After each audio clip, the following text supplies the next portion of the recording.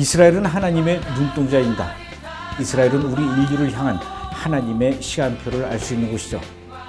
그러나 기존의 성지순례 프로그램으로는 많은 비용을 들여서 이스라엘로 가지만 그것을 확인할 기회가 없습니다. 여행은 어디를 가느냐도 중요하지만 누구와 가느냐도 중요하죠. 여러분, 저와 함께 이스라엘로 가시죠. 제가 여러분을 이스라엘로 안내하겠습니다.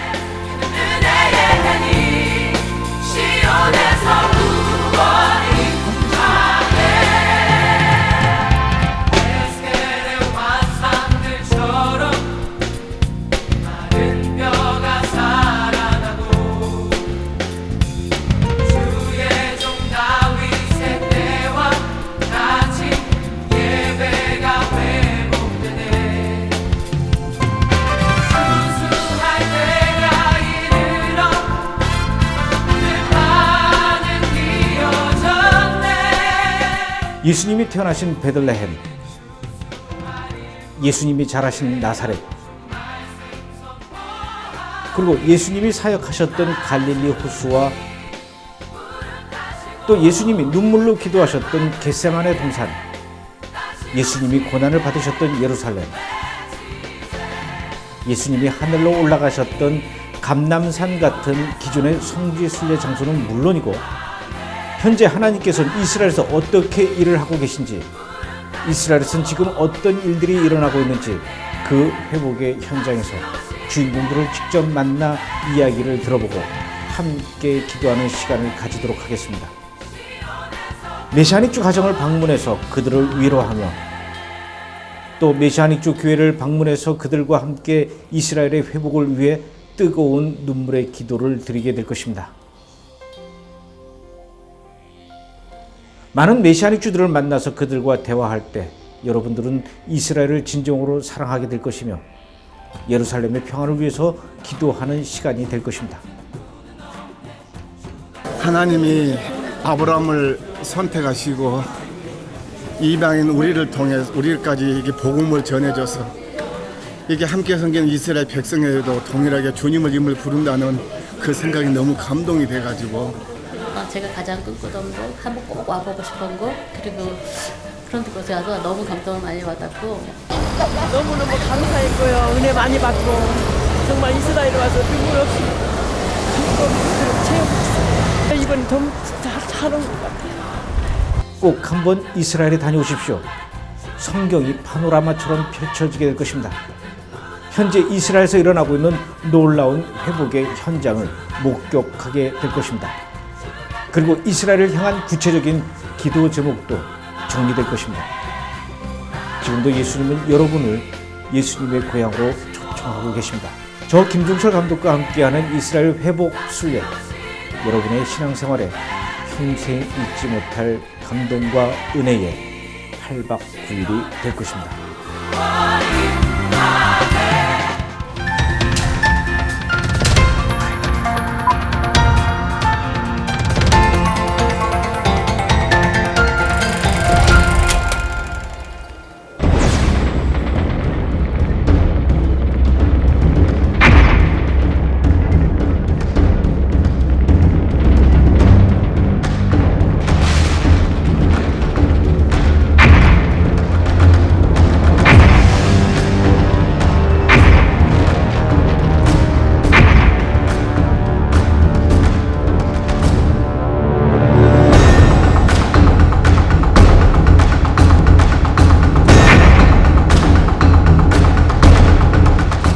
저는 어젯밤에 한잠도 이루지 못하고 밤새도록 책을 열심히 아주 그리고 재미있게 읽었습니다. 이스라엘의 회복과 또 최근의 이스라엘의 역사에 대해서 이렇게 재미있고 알기 쉽게 풀어놓은 책이 또 있었을까 싶을 정도로 참 한번 이 책을 손에 잡으면 절대로 놓을 수 없을 만큼 아주 재미있게 이스라엘의 역사 그리고 하나님께서 어떻게 이스라엘을 선택하시고 또 이스라엘에서 어떻게 지금 현재 역사하고 계신지를 잘 서술한 기술한 책이었습니다. 제목이 좀 특이해요. 무화과 꽃이 피었습니다. 이 책을 쓰신 분은 책 제목만큼이나 아주 또 특이하신 분입니다.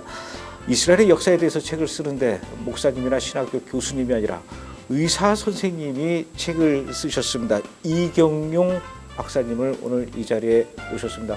박사님 어서 오십시오. 고맙습니다. 박사님 제가 소개할 때 의사 선생님이라고 말씀드렸는데 의학 박사 어느 분야의 박사님이시죠? 내과 전공입니다. 그리고 이제 특히 소화기 내과, 그래서 그 내시경 이런 걸 주로 하고 있습니다. 의학 박사님께서 그다음에 이제 소화기 내과, 내시경을 주로 다루시는 분으로서 이스라엘의 회복에 관한 책을 쓰신다라는 거, 원래 그쪽 일을 하시기에도 바쁘지 않습니까? 병원 진료하기도 바쁘죠. 그렇지만은 하나님께서 저에게 이스라엘에 대한 감동을 주셔갖고, 또 이제 제가 기도로 후원하던 그 선교사가 사역지를 정리하고 이스라엘로 들어갔기 때문에 그분을 통해서 이스라엘을 알게 됐습니다. 그리고 그 이스라엘이 이제 지금 회복되고 있고, 그게 하나님의 언약의 성취라는 것을 깨닫고 나서 책을 쓰게 됐습니다. 중요한 것은 어떻게 이스라엘을 그냥 단순한 나라가 아니라 하나님께서 정말로 선택하신 민족이고 이스라엘은 회복되어 가고 있다, 이런 것들을 깨닫기까지는 쉽지는 않을 것 같아요. 성경을 읽을 때 이스라엘을 어떻게 보느냐, 그게 중요하거든요. 그래서 이제 여태까지 우리가 성경을 보는 관점은 대체 신학이라 그래갖고 이스라엘을 교회나 이제 또 나를 지칭하는 걸로 이렇게 바꿔갖고 대체시켜갖고 이 성경을 해석을 했거든요. 그래서 성경에 이제 이스라엘이라는 단어가 2336회 나옵니다. 2336회. 굉장히 많이 나오거든요. 그래서 구약에 2267회가 나오고 신약에 69회가 나옵니다. 그렇게 많이 나온 이스라엘이라는 단어를 전부 다 영적으로 해석을 하거나 또는 이제 요새 교회나 또는 크리스찬이나 또는 나에게 하는 말로 이렇게 해석을 하는데, 그렇게 해석을 하게 되면은 무슨 문제가 있냐면 성경 자체가 나 중심의 성경이 됩니다. 근데 이스라엘을 그냥 실제적인 이스라엘로 보면은 그게 이스라엘 중심의 성경이 되거든요. 그러니까 보는 관점에 따라서 성경이 완전히 달라지게, 해석이 달라지는 그런 게 있습니다. 제목은 무화과 꽃이 피었습니다. 이거 왜 제목을 이렇게 지으셨습니까? 무화과가 이스라엘을 상징하는 그 과실이거든요. 근데 무화과 꽃이라는 게 우리 눈에 보이지 않습니다. 그래서 옛날 사람들이 그 꽃이 없는 과실이다 해갖고 무화과라고 이름을 지었는데, 사실은 꽃이 있는데 그게 이제 과실 속에 들어가 있기 때문에 우리 눈에 보이지 않았던 거거든요. 그러니까 지난 1900년 동안에 이스라엘이라는 나라가 지구에서 없어졌지만은 1948년에 이스라엘이 건국하면서 이스라엘 꽃이 이렇게 바깥으로 나온 거로 생각을 합니다. 그래서 무화과 꽃이 피었습니다. 그거를 제목으로 정하게 됐습니다. 책이 굉장히 두꺼워요. 300페이지가 넘는, 350페이지가 넘는 내용이고, 제가 보니까 단순한 그냥 이스라엘의 회복 이야기만 하시는 게 아니라 이스라엘의 근대사서부터 아주 전문적인 내용까지 기술을 하셨습니다. 책 내용의 첫 부분에 보면 이제 이스라엘의 전쟁 얘기부터 시작이 돼요. 이스라엘이 그동안 여러 차례 전쟁을 겪어왔지만 그 중에서도 특별히 이렇게 6.1 전쟁 이야기를 처음 시작하셨습니다. 그 6.1 전쟁 이야기를 처음 시작하신 이유가 있습니까? 남자들 같은 경우에는 전쟁 얘기가 재밌지 않습니까? 재밌죠. 그래서 이제 일단 읽기 쉽게 시작하기 위해서 전쟁 얘기를 넣었는데, 전쟁을 이해해야만 그 이스라엘의 회복 같은 거를 이해하기가 훨씬 쉽습니다. 그리고 특히 이제 6.1 전쟁 같은 경우에는 이스라엘이 아주 짧은 기간 동안에 완벽하게 승리한 전쟁이고, 또 거기에는 여러 가지 그 기적 같은 일들이 많이 동반됐습니다. 그래서 그때 이제 기적 같은 일들이 거기 참전했던 군인이나 기적을 보았던 여러 사람들에 의해서 그게 이제 책으로도 나오고 인터넷 같은 데서도 그 기적 얘기가 많이 나오거든요. 모든 전쟁은 하나님께 속한 거지만은 특히 6.1 전쟁에서는 하나님이 직접 개입하셨다는 그런 증거들이 많이 나와서 중요한 의미를 갖습니다. 6.1 전쟁은 왜 시작이 된 거죠? 동기가 뭐였습니까? 1, 2차 중동 전쟁에서 계속 이제 아랍연합 군들이 패했거든요. 그러니까 이제 다시 좀 힘을 모아갖고 이스라엘을 쳐보자 이런 의미죠. 그리고 이게 뭐 이스라엘을 그냥 단지 점령하는 게 아니고 이스라엘을 멸절시키자 그런 마음을 갖고 있거든요. 그래갖고 이제 힘을 모아서 이제 이스라엘을 치려고 그랬는데 그 이스라엘의 정보부대 그 모사드라고 있거든요. 모사드에 엘리 코엔이라는 그 정보원이 있었는데 아랍에서 이제 전쟁을 준비한다는 정보를 미리 캐치해갖고 이스라엘이 일주일 전부터 이제 전쟁 상태로 돌입을 해갖고 일주일 후에 이제 선제 공격을 함으로써 일단 제공권을 장악하게 됐고. 아, 이스라엘이 먼저 공격을 했군요. 네, 이스라엘이 먼저 공격을 해서 이제 제공권을 확보하고 엘리 코엔의 그 정보로 골란고원에 있던 시리아군 포병 부대를 효과적으로 또 파괴를 했습니다. 그래서 공군력을 파괴하고 가장 위협적인 시리아의 그 포병 부대를 파괴함으로써 비교적 쉽게 승리할 수 있었던 전쟁이었습니다. 그럼 6.1 전쟁이 이스라엘이 먼저 선제 공격을 하고 결국은 그 전쟁에서 승리할 수 있게 되는데 결정적인 역할을 한 것이 헬리 코엔이라고 하는 정보 요원의 덕이 크군요. 네, 그 역할이 큽니다. 그럼 헬리 코엔이 어떤 분인지 좀 소개 좀 해주실 수 있겠습니까? 네, 엘리 코엔은 모사드에 이제 정식 정보 훈련을 받았습니다. 그리고 이제 신분 세탁을 하기 위해서 아르헨티나에 가서 이제 1년 동안 생활하면서 국제적인 정보원들하고 이제 교류를 시작했거든요.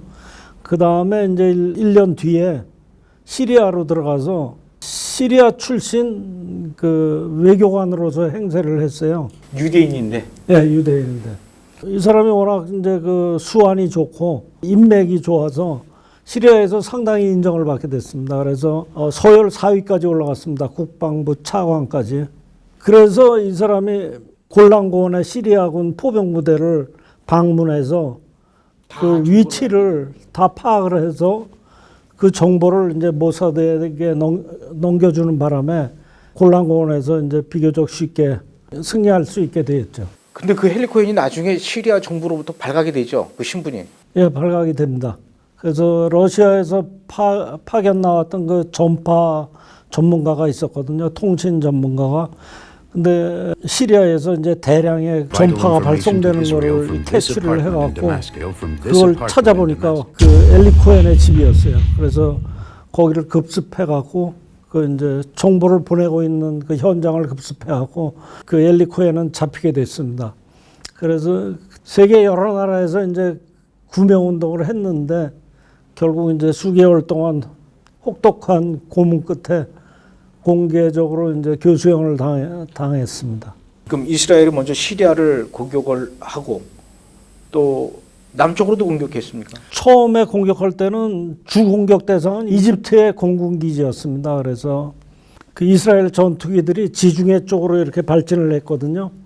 그거는 이제 왜 그랬냐 하면은 이집트의 레이더를 피하기 위해서 지중해 쪽으로 발진을 해서 리비아 사막을 통해서 그 이집트로 이제 들어가서 공군기지 10곳을 아주 초토화시켰습니다. 그러니까 이스라엘이 전혀 예상하지 못한 상태에서 들어갔기 때문에 비행기들이 그냥 비행장에 이렇게 경락고에 넣지도 않고 그냥 활주로에 이렇게 주기한 상태였어요. 그러니까 뭐 연습 사격보다 더 쉬운 목표물이 됐습니다. 이집트 쪽 입장에서는 뒤통수를 맞은 거죠. 갑자기 이제 뭐 기습을 받은 거죠. 근데 지중해로 발진하는 전투기들을 요르단 레이다는 그거를 파악을 했어요.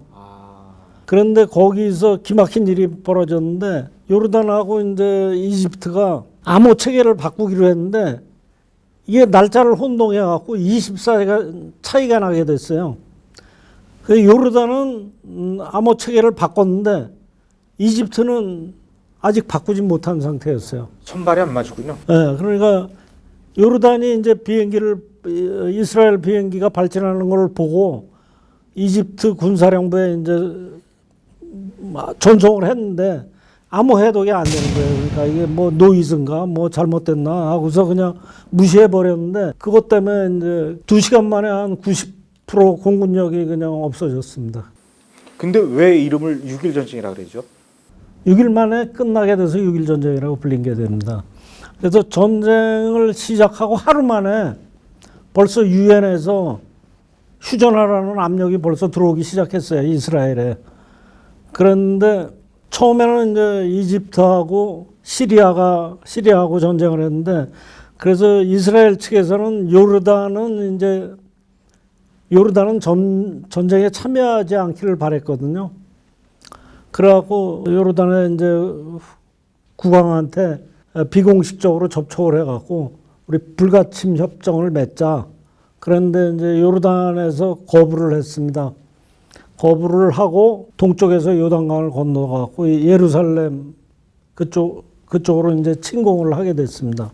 그래서 요르단이 침공함으로써 이스라엘은 할 수 없이 이제 대적을 해야 되니까 요르단을 공격을 하면서 예루살렘을 3일 만에 이제 회복을 하게 된 거죠.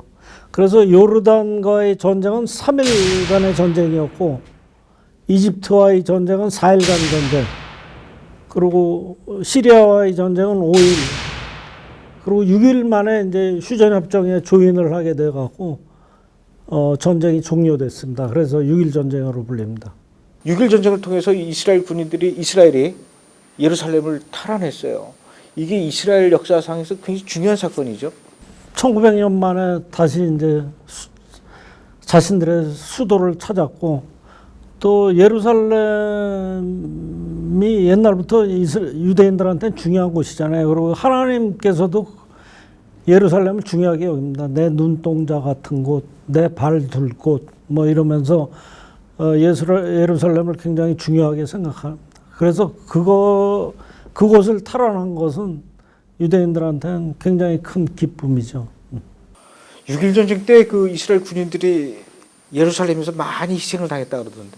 예상외로 그 시나이 반도에서 이제 전쟁이 빨리 종료되게 되었거든요. 그래서 그쪽에 있는 부대를 차출을 해갖고 이번 기회에 그럼 예루살렘을 탈환하자 이런 계획을 세웠습니다. 그래서 탱크병들을 투입을 하고 예루살렘 시내에는 이제 공수부대를 투입을 해갖고 격렬한 아주 전투가 벌어졌는데 요르단 부대가 그 왕실 수비대가 예상외로 훈련이 잘 된 부대였습니다. 그래갖고 그쪽에서 이제 많은 희생이 있었는데 뭐 기록된 거를 보면은 전투 현장에 피가 많이 흘러서 냇물처럼 흘러갔다는 그런 기록도 있습니다. 그런데 갑자기 이제 3일째 되던 날 요르단이 이제 공격을 할 줄 알고 기다리고 있었는데 아무 소리도 안 들리는 거예요. 그래갖고 이게 이스라엘 측에서는 이게 기반 작전 아닌가 해갖고 정찰 부대를 보내갖고 이렇게 살펴봤는데 그런 것도 아니에요. 매복도 아니고 그냥 없어진 거예요, 이 사람들이. 그러니까 다 도망간 거예요? 후퇴한 네, 거예요? 그냥 후퇴한 거예요. 그냥 물자들을 놔두고 그냥 후퇴한 거예요. 그래서 그것도 하나님께서 이렇게 그 성경에 옛날 그런 기록이 있잖아요. 군사들을 갑자기 공포에 넣어갖고 밤에 도망가게 한 그런 일처럼 그런 일이 이제 예루살렘에서 일어났죠.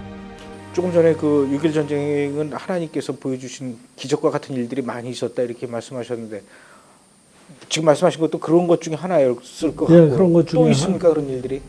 시나이 반도에서도 이제 그런 일이 일어났어요.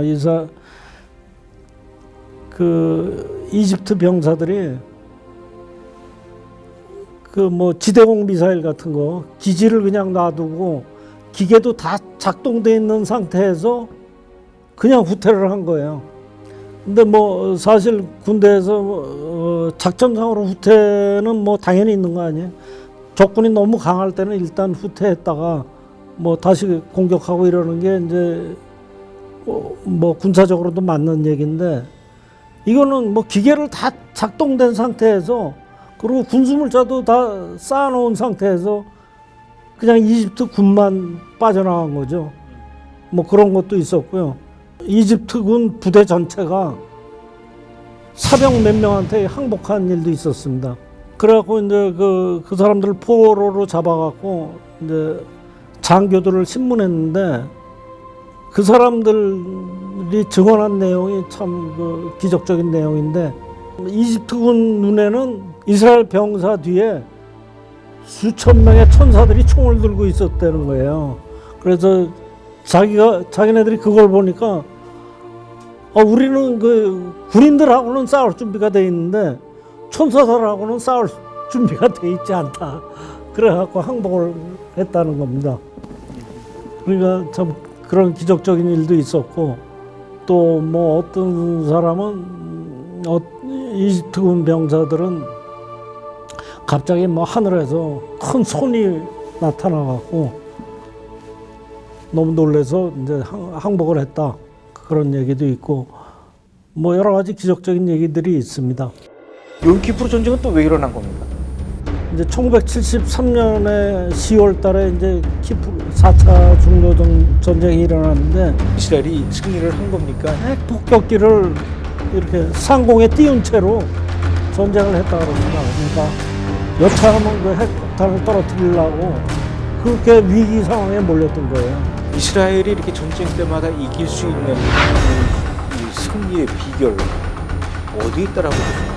계급이 높은 사람들이 앞장서요. 병사들이 이제 총을 맞고 죽어가면서 그 철조망 위에 자기가 엎드리는 거예요. 그래갖고 뒤에 있는 병사들이 밟고 지나갈 수 있도록. 당연히 그 전쟁에서도 이길 수밖에 없는 것이 아닌가, 어떻습니까?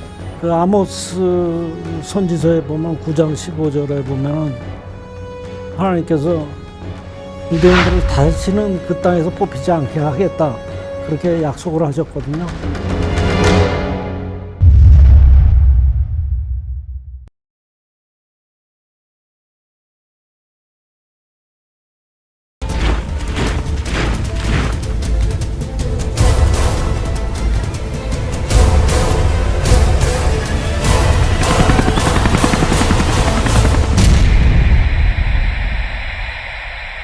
Tell us, when will these things be? And what will be the sign of your coming and of the end of the age?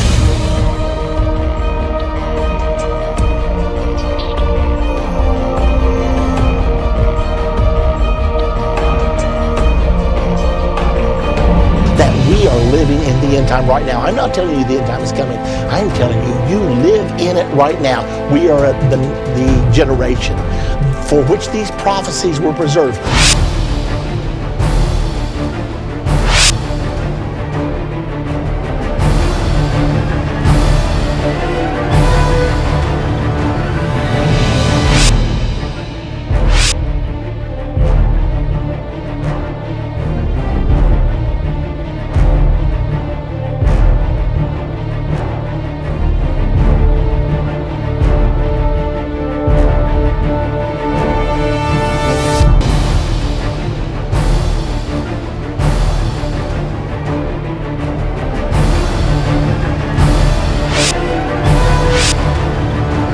Hear this term New World Order all the time, and more frequently now than ever. Well, the New World Order is simply world government, and it's forming right now. Furthermore, it's the world government prophesied in the Bible. World government obviously suggests that you've got a single capital somewhere and a single flag and presumably a single national anthem, and the sovereignty of all other nations is subordinated to that. The Antichrist will rule during the Great Tribulation, that 3.5 year period during that time until Jesus Christ, the Ancient of Days, comes. And when he comes, the Antichrist and his religious partner, the false prophet, will be destroyed, and the kingdom will come over to the people, the saints of the Most High.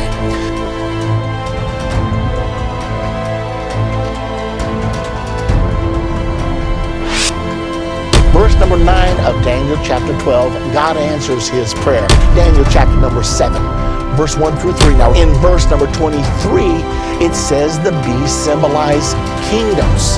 Now Daniel in verse 1 through 8 has described these 4 beasts. Now verse number 9. In verse number 11,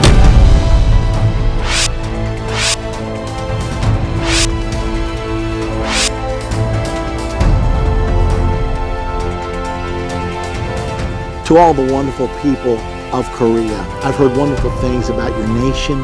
I've heard that it's a place where spirituality can really prosper. I produced a DVD series called Understanding the End Time. It's 14 DVDs. It deals with the United States, Great Britain, Russia, Germany, and the countries of Europe in the Bible. It teaches which countries are going to end up becoming a part of the one world government over which the Antichrist will rule. There's a prophecy in there about communism, capitalism, Islamism, Catholicism. Wonderful prophecy that's so astounding.